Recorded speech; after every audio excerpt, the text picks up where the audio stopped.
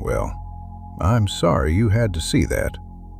Because when I tried to explain it, people usually stopped listening somewhere in the middle. Now you know what I'm talking about. Let me tell you how I ended up with that on my camera. Because that's not when it started. That's when it became impossible to ignore. Before that, she was just screaming across the street. This happened a few years back. Back then, I worked a job that kept me away from home more than I was there. I drove long routes, sometimes gone for weeks at a time. When I did come back, it was usually late at night, just long enough to sleep in my own bed before leaving again. The house was in Burnsville, North Carolina, a small town sitting right up against the Appalachian Mountains. The kind of place where the roads start to wind without warning and the tree line feels closer than it should. Quiet residential streets, hills in every direction. Not rural, not busy. Just far enough out that things stayed the same for a long time. Nothing ever really happened there. That was the point. The house directly across from mine had been empty for a while before someone moved in. I noticed the change mostly because the porch light started coming on at night. A few days later, I saw her unloading boxes from a car.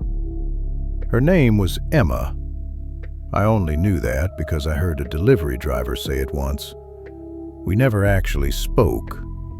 At most, we exchanged a brief wave from across the street. She seemed quiet, reserved, curtains drawn most of the time. If I'd been asked back then, I wouldn't have said there was anything strange about her. She was just someone new on a street full of people who didn't talk much anyway. The first night I heard the screaming, I was home. I'd finished a shift early and pulled into my driveway later than usual. As I stepped out of my truck, I heard a woman yelling from somewhere nearby. At first, I couldn't place it. Then I realized it was coming from Emma's house. She was screaming, "Why? Why are you doing this to me? Why are you doing this to me?" It wasn't shouted once in anger. It was repeated over and over in a strained voice that sounded exhausted rather than panicked. I stood there listening, waiting to hear someone respond. I never did. There was no second voice, no argument, just her. Then it stopped suddenly, completely. No fading, no sobbing afterward, just silence. I waited longer than I should have, half expecting someone to come outside. No one did. A light inside her house turned off. That was it. I told myself I'd overheard part of something private and went inside. A few days later, I left town again for work. Weeks passed, long enough that the memory dulled. By the time I came back, the screaming felt like something I'd imagined or misinterpreted. Stress does that. So does being tired. For a while, nothing happened. The next time I heard it, I was inside my house, late at night. Same words. "Why? Why are you doing this to me? Why are you doing this to me?" The tone was identical. Same pacing, same strained desperation. Again, no second voice. Again, it ended abruptly. That's when something about it started to bother me. Not the volume, not the emotion, the sameness. It didn't feel like a spontaneous outburst. It felt rehearsed. That night, After the screaming stopped, I noticed movement outside my front window. I pulled the curtain back slightly and saw Emma stepping out onto her front lawn.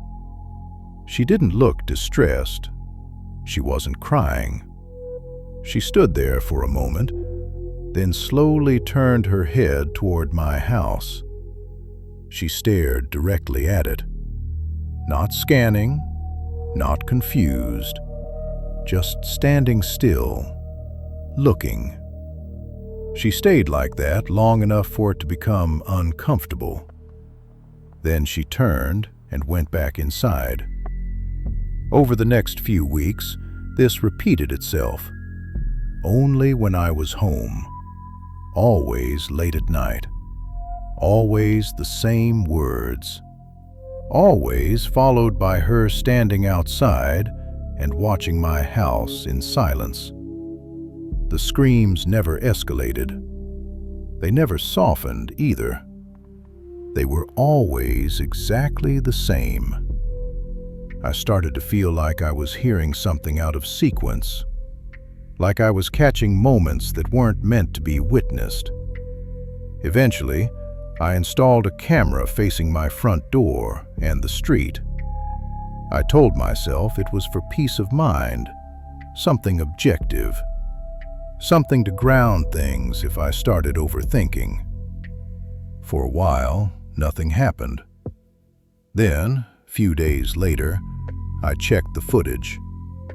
Emma was standing directly in front of my front door. She wasn't knocking. She wasn't moving. She was facing the camera, standing close enough that her face filled most of the frame. The timestamp showed she stayed there for several minutes. I watched the clip again and again, waiting for some explanation. Eventually, she turned and walked back across the street. I tried to explain it away. Maybe she'd mistaken my house. Maybe she needed help and changed her mind. None of the explanations felt solid, but they were better than the alternative. A few days later, I installed another set of cameras inside the house, one in the living room, one in the bedroom.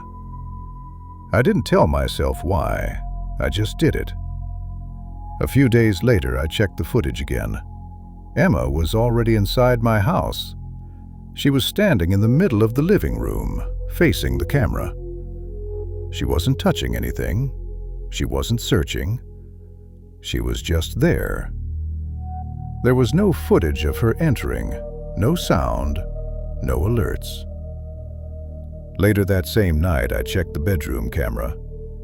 Emma was standing near the foot of my bed, facing the camera.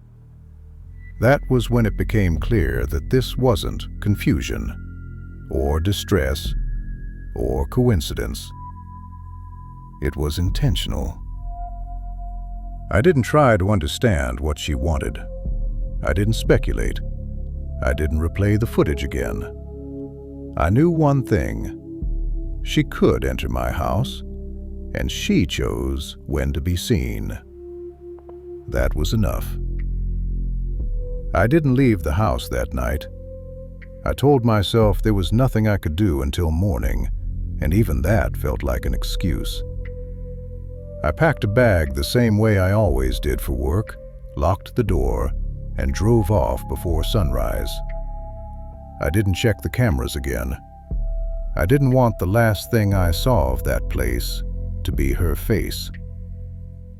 I was gone for a few days. When I came back, the street looked the same at first. Same parked cars, same porch lights, same quiet. It wasn't until I pulled into my driveway that I noticed something was different. The house across the street was empty. No lights, no curtains, no car. The yard looked disturbed, like it hadn't been tended in a while. A few days later, a sign went up out front. For sale.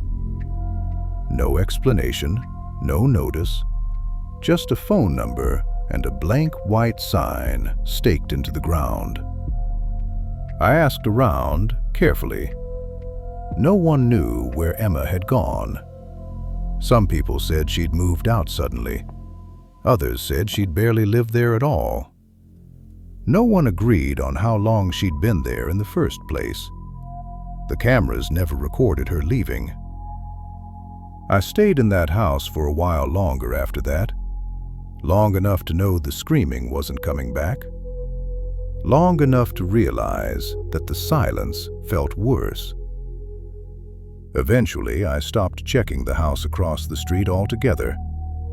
But even now, when I come home late and the street is quiet, I still catch myself looking at that window, just to make sure there's nothing standing there, watching, waiting for me to notice it again.